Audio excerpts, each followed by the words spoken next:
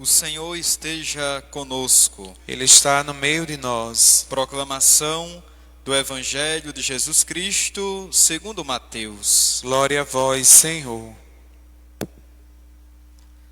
Naquele tempo, Jesus foi à região de Cesareia de Filipe e aí perguntou a seus discípulos: Quem dizem os homens ser o Filho do Homem?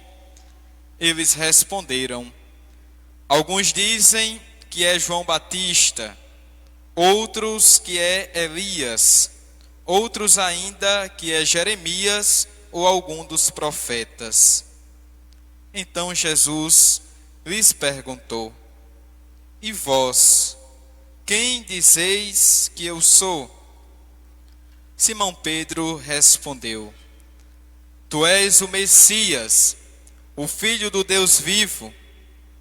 Respondendo, Jesus lhe disse: Feliz és tu, Simão, filho de Jonas, porque não foi um ser humano que te revelou isso, mas o meu Pai que está no céu.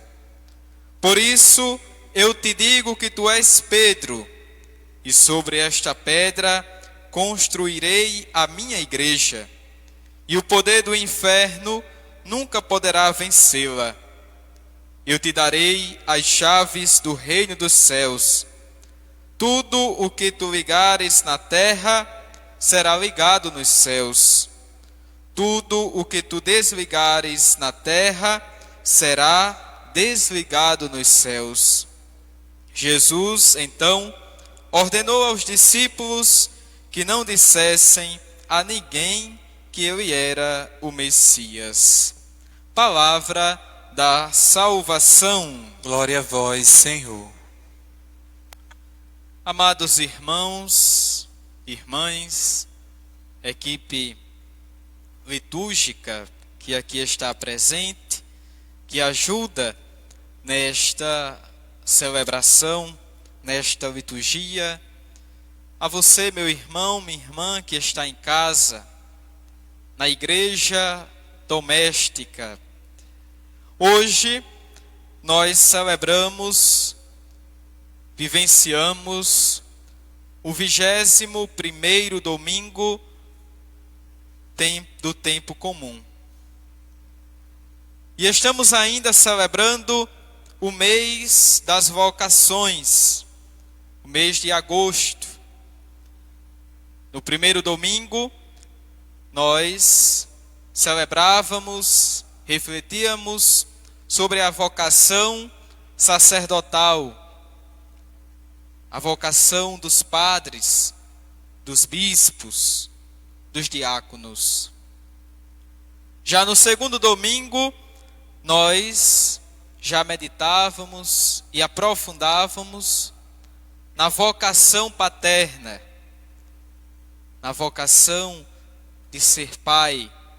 Sobretudo também celebrávamos a Semana Nacional da Família.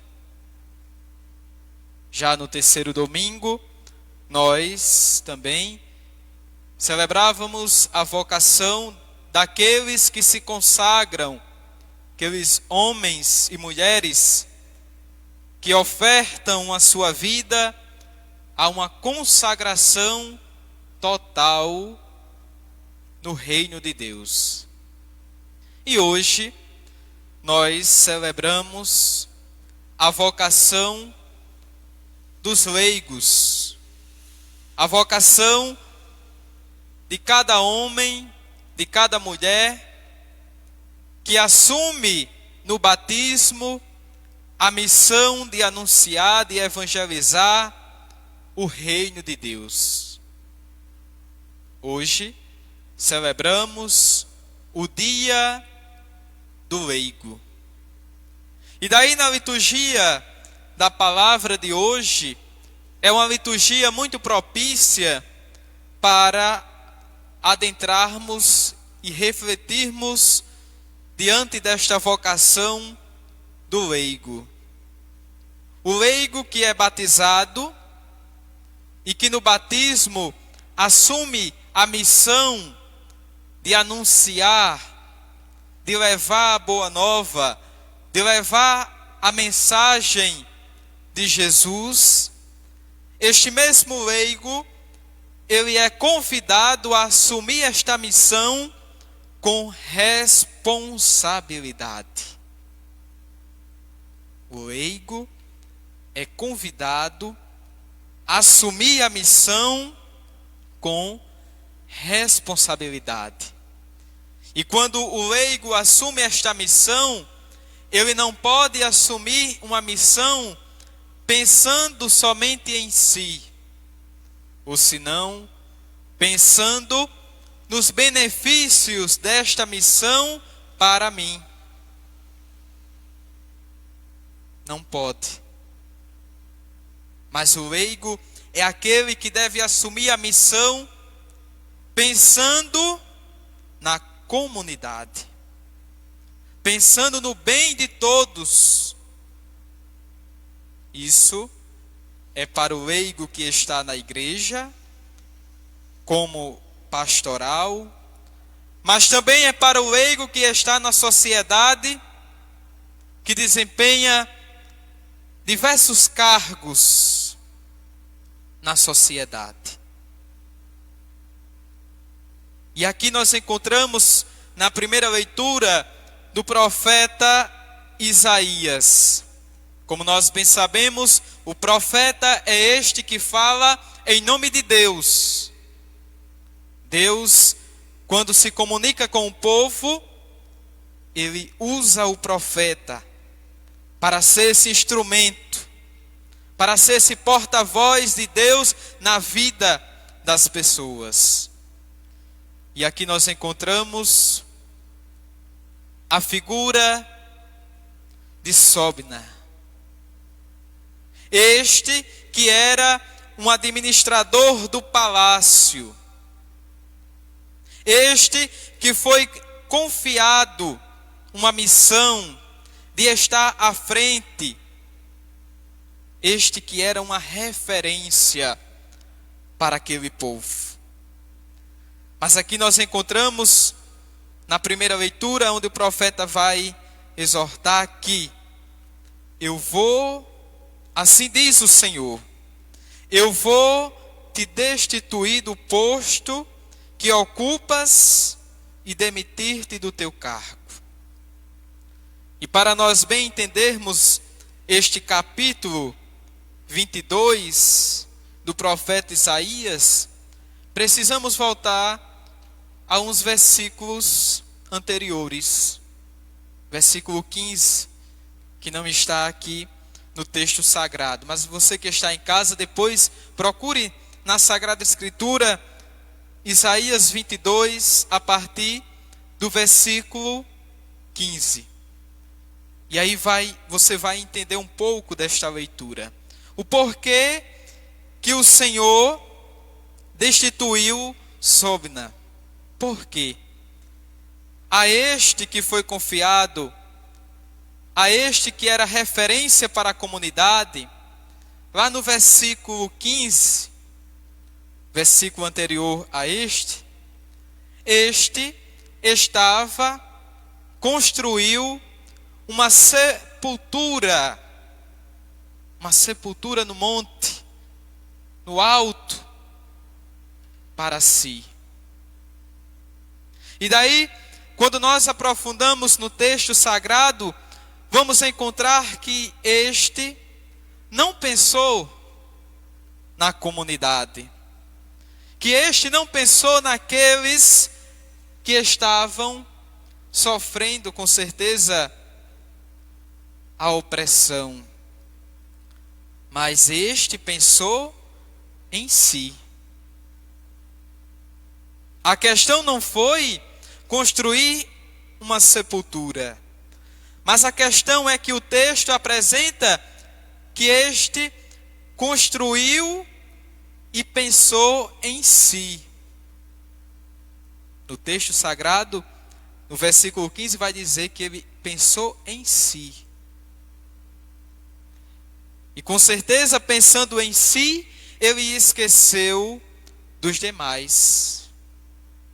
Ou seja, ele não teve responsabilidade na sua missão, naquilo que o Senhor tinha lhe confiado, a administração do palácio. Mas ele estava se favorecendo. Estava usando desta administração não para fazer o bem, mas estava usando desta situação para o seu favorecimento.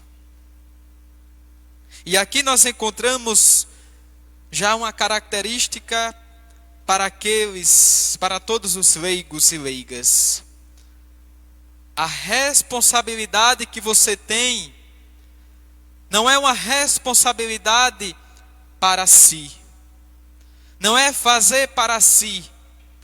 Mas a responsabilidade que você tem é para ser em favor da comunidade, em favor das pessoas. Porque quando assim nós fazemos, quando assim nós pensamos na comunidade, estamos colocando a ação de Deus naquilo que estamos administrando. Porque Deus, quando pensa, Ele não pensa somente para um grupo. Deus, quando pensa, Ele não pensa somente para uma pessoa, para uma determinada pessoa, ou se não de alguma classe social, não. Deus, Ele quando pensa, Ele pensa para todos. Ele pensa na comunidade, na comunhão, no bem comum.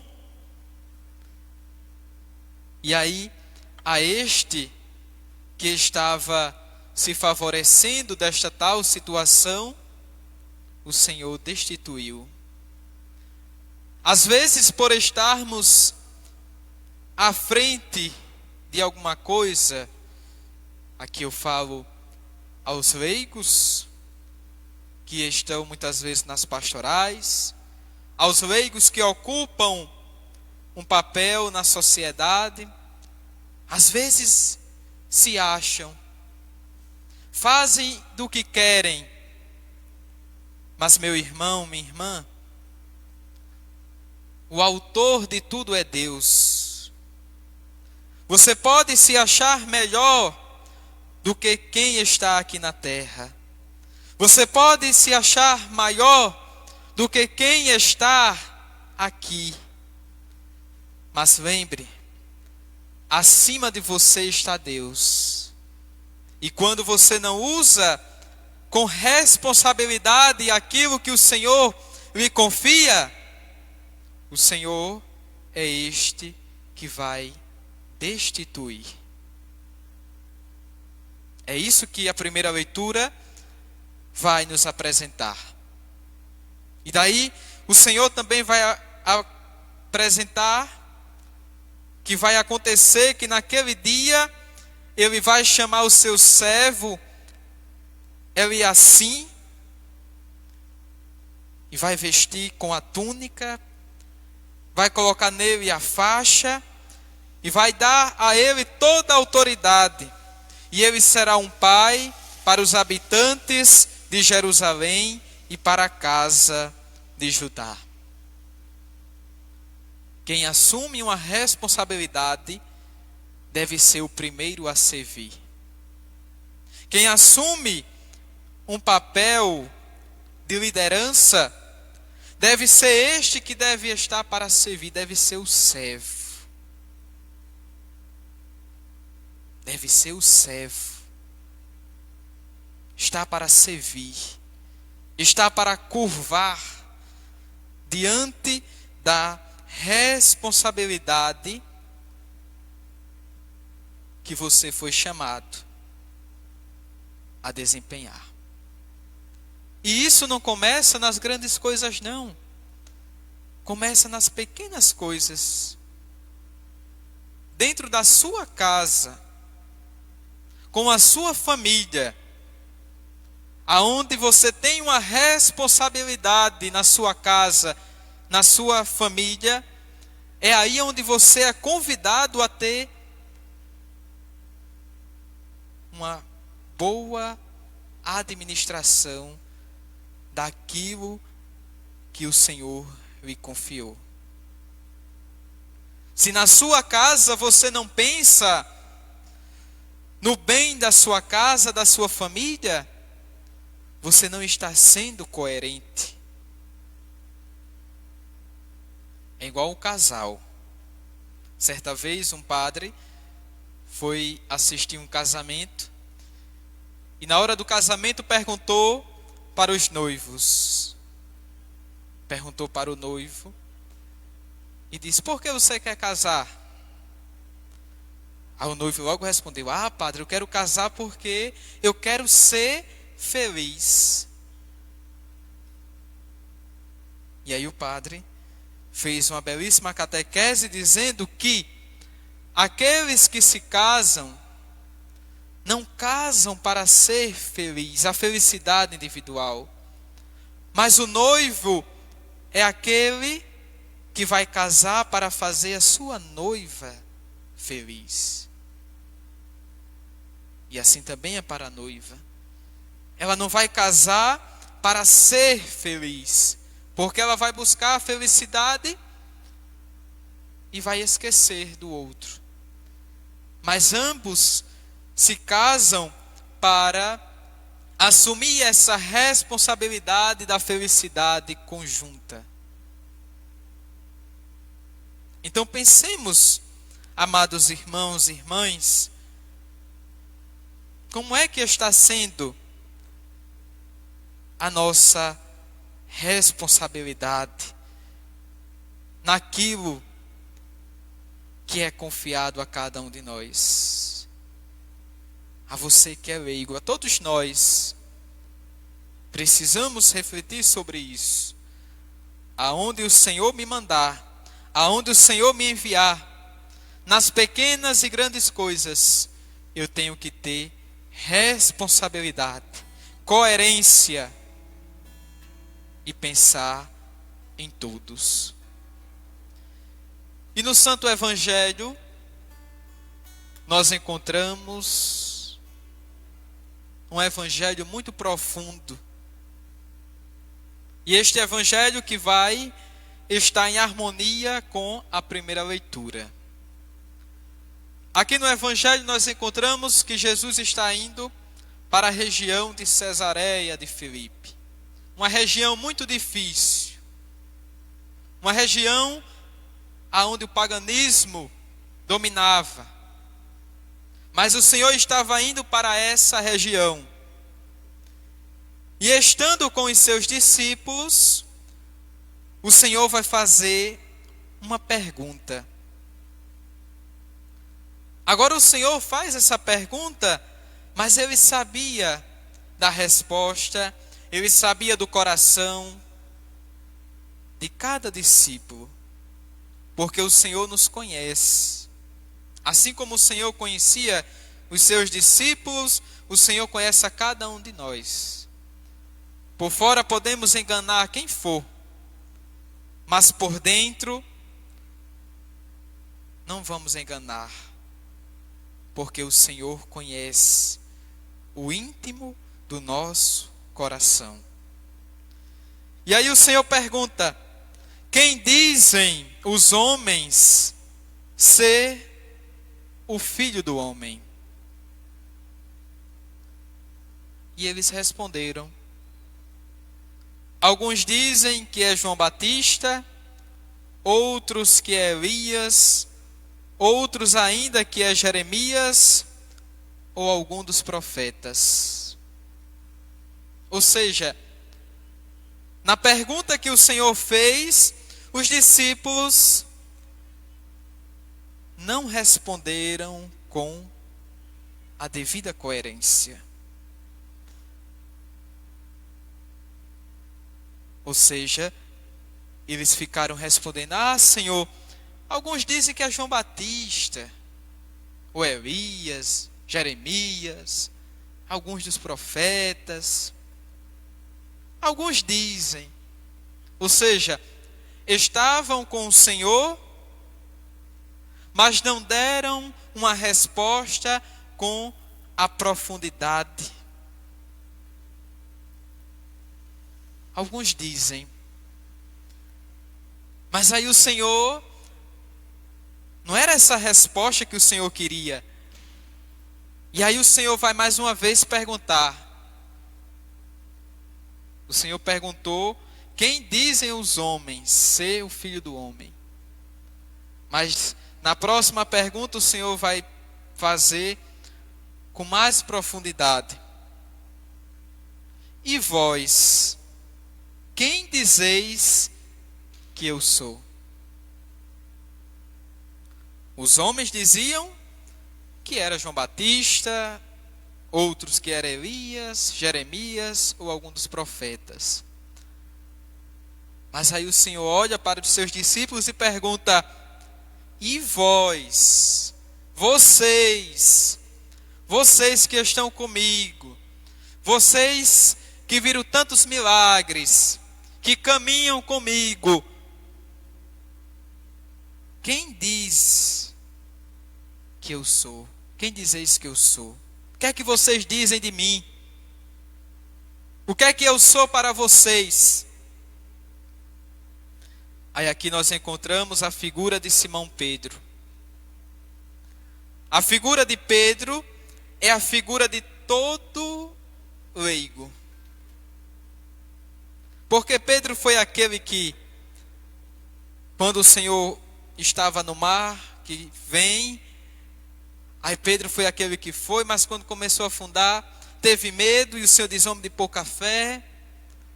Pedro foi aquele que, quando o Senhor estava para ser morto, que a comunidade questionou Pedro e disse, olha, tu não é aquele que andava com Jesus, não é um dos discípulos? E aí Pedro nega, não sou eu. Pedro é a figura de todo leigo. É a figura de cada um de nós. É a figura daquele que recebeu um chamado e fez um processo de conversão. E aí Pedro, ousado do Espírito Santo, aonde ele falou, e com certeza não foi uma revelação humana, mas foi uma revelação divina. Olha o que Pedro vai dizer: tu és o Messias, o Filho do Deus vivo. Pronto. Aqui está a resposta com a profundidade que o Senhor queria. Tu és o Messias, o Filho do Deus vivo. Esta mesma pergunta que o Senhor fez aqui no Santo Evangelho, esta mesma pergunta, meu irmão, minha irmã, o Senhor também está fazendo para cada um de nós. Quem sou eu? O que é que você diz de mim? Às vezes podemos até dizer, formular quem é Jesus, com aquilo que aprendemos na catequese. Jesus é amor, é misericórdia, é perdão, é caridade.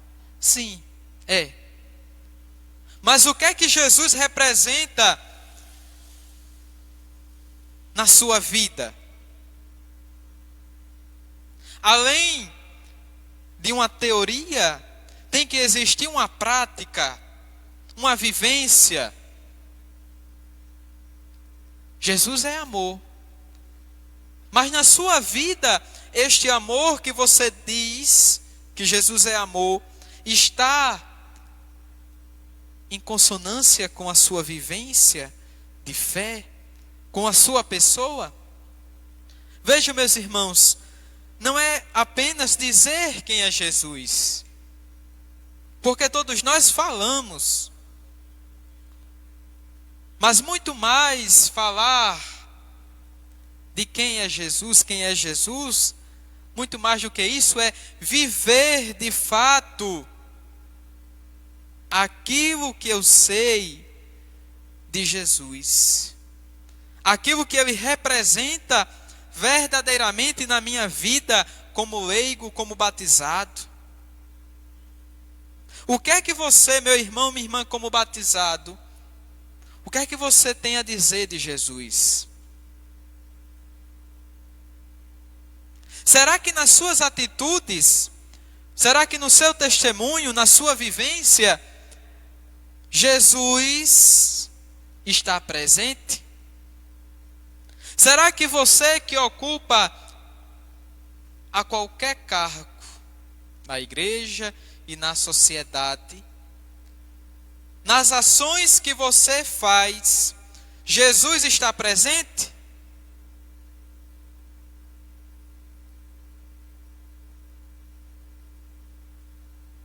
É uma reflexão para cada um de nós. Precisamos refletir. Precisamos mergulhar nesse mistério cristológico.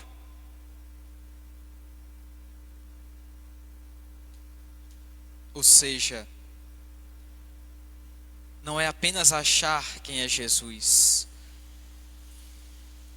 mas é saber de fato que Ele é o Messias, o Filho do Deus vivo. E sendo o Messias, foi Ele que veio para salvar, para libertar, para amar, para ensinar ao mundo o amor. Então, sabendo quem é Jesus, a nossa vida, a nossa existência, o nosso serviço na igreja, na sociedade, ganhará um novo sentido. Pois sabendo quem é Jesus, eu não vou apenas fazer por fazer. Sabendo quem é Jesus, eu não vou fazer apenas mais para mim do que para os outros. Mas sabendo quem é Jesus, que Ele é o Messias, o Filho do Deus vivo, eu vou fazer pensando na comunidade. Aquilo que já estávamos refletindo. Então, a primeira parte do Evangelho tem esse sentido cristológico. O conhecimento de Jesus, que não é qualquer conhecimento, mas um conhecimento aprofundado, mergulhado e testemunhado de quem é Jesus. E agora, a partir dessa profecia, dessa profissão de fé, onde Pedro disse: Tu és o Messias, o Filho do Deus vivo, Jesus vai responder: Feliz és tu, Simão, filho de Jonas, porque não foi um ser humano que te revelou isso, mas o meu Pai que está no céu. Quando nós testemunhamos quem é Jesus na nossa vida, somos felizes. Quando nós reconhecemos de fato que Jesus é aquele que está presente na nossa vida e que nós o testemunhamos, a felicidade vai estar na nossa vida, porque Cristo, o próprio Cristo é a felicidade. E aqui, no segundo momento, nós encontramos a eleição de São Pedro, de Pedro, como aquele que está responsável pela igreja. Olha que bonito. Feliz és tu, Simão, filho de Jonas, porque não foi um ser humano que te revelou isso, mas o meu Pai que está no céu. Por isso eu te digo que tu és Pedro, e sobre esta pedra construirei a minha igreja. A eleição de Pedro como primeiro Papa. E o Senhor vai dizer: construirei a minha igreja. Só existe uma igreja do Senhor, porque Ele disse: a minha igreja.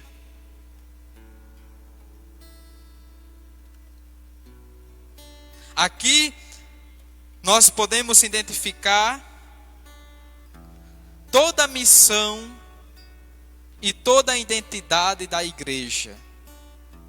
Pois a igreja é aquela que conhece quem é Jesus e anuncia para o mundo a pessoa de Jesus. Sobre esta pedra construirei a minha igreja, e o poder do inferno nunca poderá vencê-la. Eu te darei as chaves do reino dos céus. Tudo o que tu ligares na terra será ligado nos céus. Tudo o que tu desligares na terra será desligado no céu. Aqui nós encontramos, amados irmãos e irmãs, a beleza da igreja. A igreja não foi uma invenção humana. A igreja não foi pensada diante de uma divisão. A igreja não foi pensada por qualquer pessoa. Mas a igreja foi pensada por Cristo. O próprio Cristo, que deixa a igreja no mundo para ser este caminho de salvação daqueles que estão na igreja. É essa a missão da igreja, ser este caminho de salvação, onde por meio da igreja cada homem, cada mulher recebe os sacramentos, recebe o batismo. É na igreja aonde começa a nossa vida. E é na igreja também que termina a nossa vida. Porque quando morre, a primeira coisa que se procura é ir para a igreja.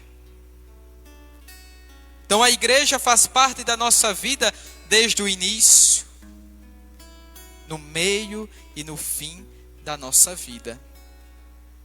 E a igreja, amados irmãos e irmãs, ela é mãe. A igreja está para cuidar.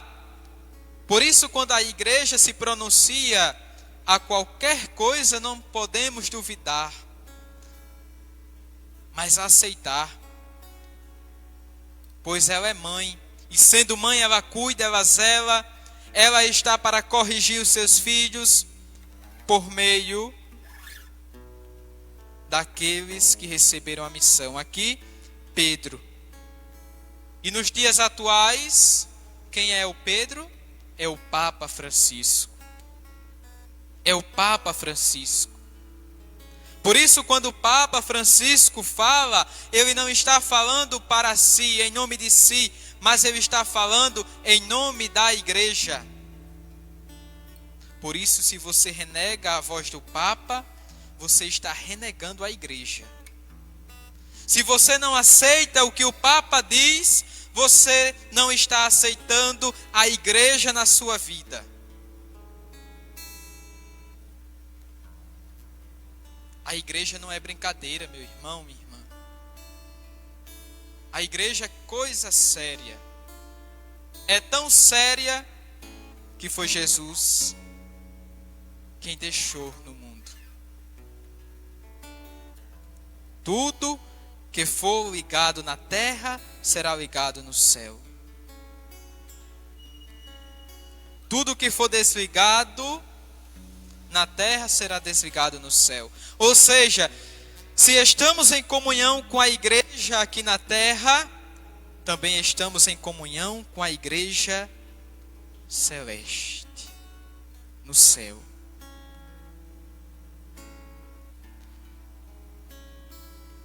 Então que no dia de hoje com essa liturgia, aumente mais o nosso amor pela igreja. Aprofundemos mais no que a igreja representa, para a nossa vida. A igreja não pode ser um status. Eu não posso estar na igreja por status. Mas eu tenho que estar na igreja para absorver aquilo que ela tem para nos ensinar por meio do magistério, por meio da tradição apostólica, por meio da palavra de Deus. E quando a igreja se pronunciar, não duvide da igreja. Já dizia Santo Agostinho: eu prefiro errar com a igreja do que acertar sozinho. Se você diz que é a igreja, você deve estar em comunhão com a igreja.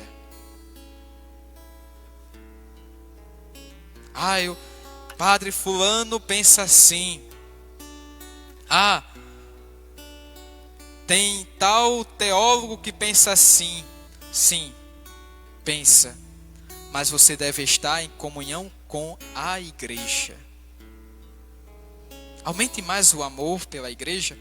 Porque como já diz aqui, na segunda leitura da carta de São Paulo aos Romanos, onde vai dizer: ó profundidade da riqueza, da sabedoria e da ciência de Deus. O que Deus pensou não foi para o mal, mas foi para o nosso bem. Profundidade da riqueza, da sabedoria e da ciência de Deus. Tudo é dele, por ele e para ele. A ele a glória para sempre. Então a igreja, meu irmão, minha irmã, é de Deus, é para Deus. E estando na igreja, nós devemos elevar o maior louvor a Deus. Por isso, para terminarmos esta reflexão, eu acho que eu já falei demais, mas é até bom, que é para ver se as nossas mentes fica alguma coisa. Queria terminar com esta canção do Padre Zezinho. E eu lhe convido também a você pensar na sua casa, a quem está aqui, como está sendo a sua figura na igreja. O que é que você pensa da igreja? Aconteceu isso na igreja, pronto, eu vou me embora. Por quem, para quem você está na igreja? É pelo padre? Eu sou coordenador da pastoral tal. Meu irmão, não tenha este sentido de igreja na sua mente.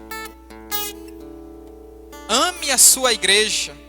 Se você diz que é católico, apostólico, romano, não diga da boca para fora, mas diga com convicção.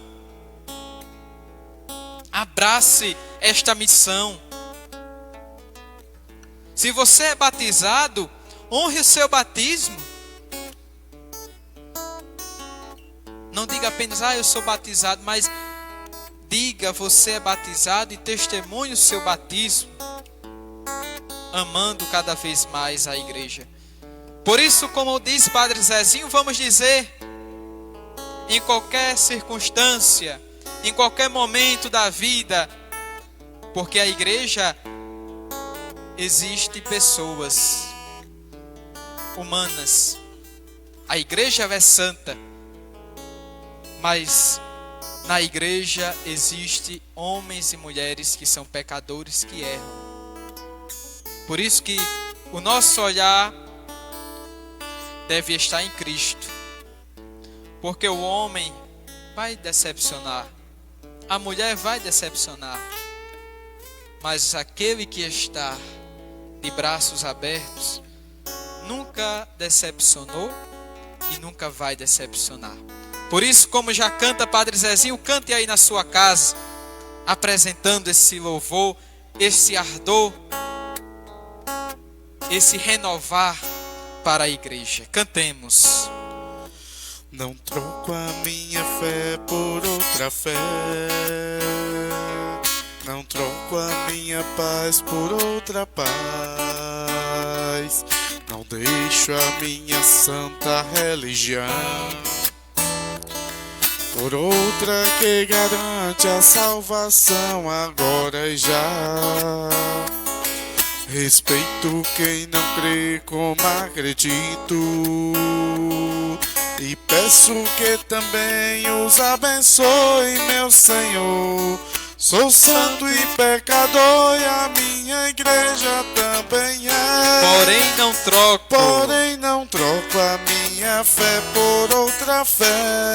Sou santo e pecador. Sou santo e pecador e a minha igreja também é. Não troco. Porém não troco a minha fé por outra fé.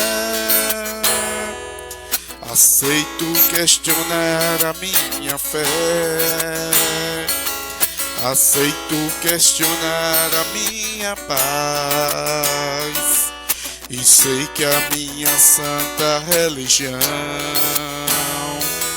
tem muito que aprender e mais ainda que mudar. Mas fico aonde estou porque acredito e luto pra mudar a minha igreja pra melhor. Católico eu serei com muito orgulho e muito amor. Não vou deixar a minha igreja, não, Senhor. Sou santo e pecador e a minha igreja também é. Porém não troco a minha fé por outra fé.